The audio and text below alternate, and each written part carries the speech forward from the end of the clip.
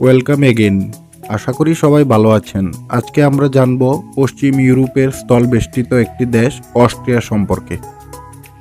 দেশটির উত্তরে জার্মানি ও চেক প্রজাতন্ত্র, পূর্বে স্লোভাকিয়া ও হাঙ্গেরি, দক্ষিণে স্লোভেনিয়া ও ইটালি, পশ্চিমে সুইজারল্যান্ড এবং লিechtenstein অবস্থিত।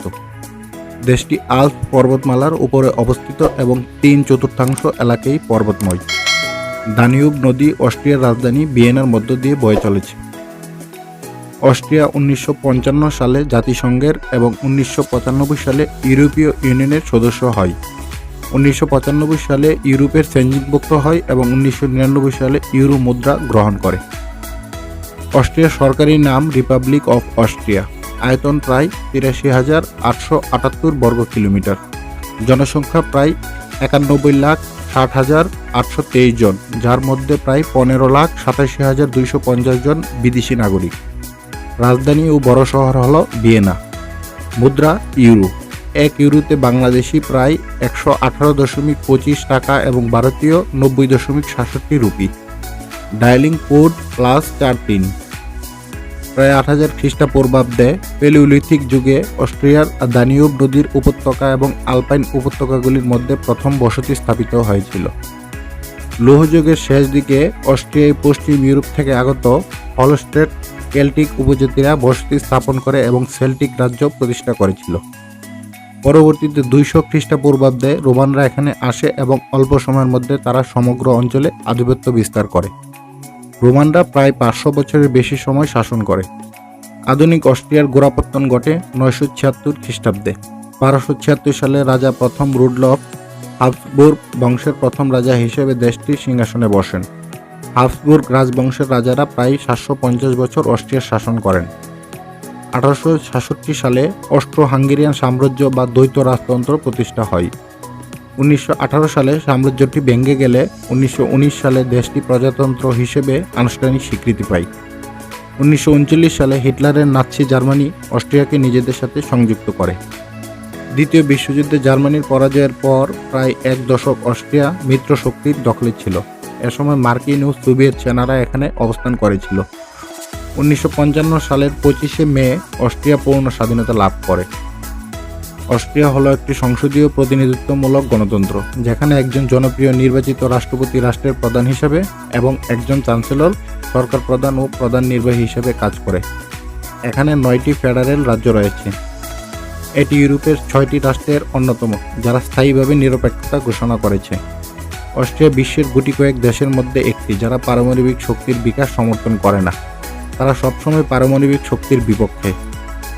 1955 সালে স্বাধীনতা লাভের পর থেকে দেশটির অভাবনীয় অর্থনৈতিক উন্নতি ঘটে।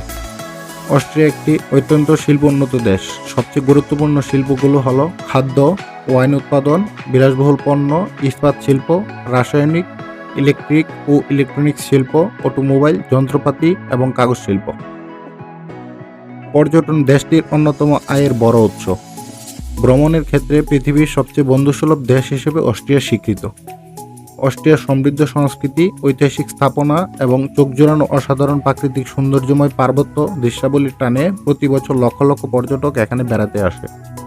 2023 সালের হিসাব অনুযায়ী দেশটির মাথাপিছু আয় প্রায় $56,802। আর্থিক মাথাপিছু আয় হিসেবে অস্ট্রিয়া বিশ্বের ধনী দেশগুলোর একটি। নাগরিকরা একটি উন্নত ও সমৃদ্ধশীল জীবনযাপন করে। অস্ট্রিয়ায় সকলের জন্য শিক্ষা বাধ্যতামূলক। শিক্ষার হার প্রায় 98%। দেশের শিক্ষা ব্যবস্থা খুবই মানসম্পন্ন। ইউরোপের যে সকল দেশে স্বল্প খরচে পড়াশোনা করা যায় তার মধ্যে অস্ট্রিয়া অন্যতম। এখানকার পাবলিক বিশ্ববিদ্যালয়গুলিতে সমস্ত ইইউ, ইইএ ও সুইজারল্যান্ডের নাগরিকদের কোনো প্রকার টিউশন ফি দিতে হয় না। অস্ট্রিয়াতে সমস্ত আন্তর্জাতিক ছাত্ররা খণ্ডকালীন কাজ করতে পারে, তবে কত ঘন্টা কাজ করতে পারবে তা জাতীয়তা ও ভিসার উপর নির্ভর করে। ইইউ, ইইএ ও সুইজারল্যান্ডের শিক্ষার্থীরা অস্ট্রিয়াতে অনুমতি ছাড়াই অবাধে কাজ করতে পারে। বাংলাদেশিরা স্টুডেন্ট ভিসা এবং যে কোনো স্বল্পমেয়াদী অস্ট্রিয়ান সেনজেন ভিসার মাধ্যমে এই দেশে যেতে পারে। এছাড়াও দেশটিতে স্থায়ীভাবে বসবাস করতে চাইলে ন্যূনতম 5 বছর বৈধভাবে একটানা বসবাস করার প্রমাণপত্র দেখিয়ে পার্মানেন্ট রেসিডেন্সির জন্য আবেদন করা যায়। বাংলাদেশে অস্ট্রিয়ার কোনো এম্বাসি নেই, তবে কনসুলেট অফিস আছে। অস্ট্রিয়া বসবাসের জন্য খুবই উপযোগী, কেননা দেশটি বিশ্বের শান্তিপূর্ণ দেশের তালিকায় ৫ম স্থানে রয়েছে। অস্ট্রিয়াতে মূলত জার্মান ভাষার একটি পরিবর্তিত রূপ ব্যবহৃত হয়। এর নাম অস্ট্রীয় জার্মান, যা দেশটির সরকারি ভাষা। এছাড়াও কিছু লোক ক্রোয়েশিয়ান, স্লোভেনিয়ান এবং হাঙ্গেরিয়ান ভাষায় কথা বলে। ইউরোপের অন্যান্য দেশের মতো অস্ট্রিয়ায়ও ফুটবল বেশ জনপ্রিয় খেলা। পাহাড়ি ভূখণ্ডের কারণে আলপাইন স্কিইং, স্নোবোর্ডিং এবং স্কি জাম্পিং খেলাগুলি ব্যাপকভাবে জনপ্রিয়। এছাড়াও tennis, motor sports, basketball, rugby union, beach volleyball ও আইস হকিও বেশ জনপ্রিয়। দেশটিতে প্রচলিত ধর্মবিশ্বাসের মধ্যে রোমান ক্যাথলিক খ্রিস্টান ধর্মই প্রধান। এদেশের প্রায় ৭৪% মানুষই এই ধর্মে বিশ্বাসী। এছাড়াও ৪.২% মুসলিম ধর্মাবলম্বী রয়েছে। দেশটির বৃহত্তম অংশ শীতল বা নাতিশীতোষ্ণ জলবায়ু অঞ্চলে অবস্থিত। দেশটিতে সর্বনিম্ন গড় তাপমাত্রা থাকে -10 ডিগ্রি সেলসিয়াস এবং সর্বোচ্চ 20 ডিগ্রি সেলসিয়াস।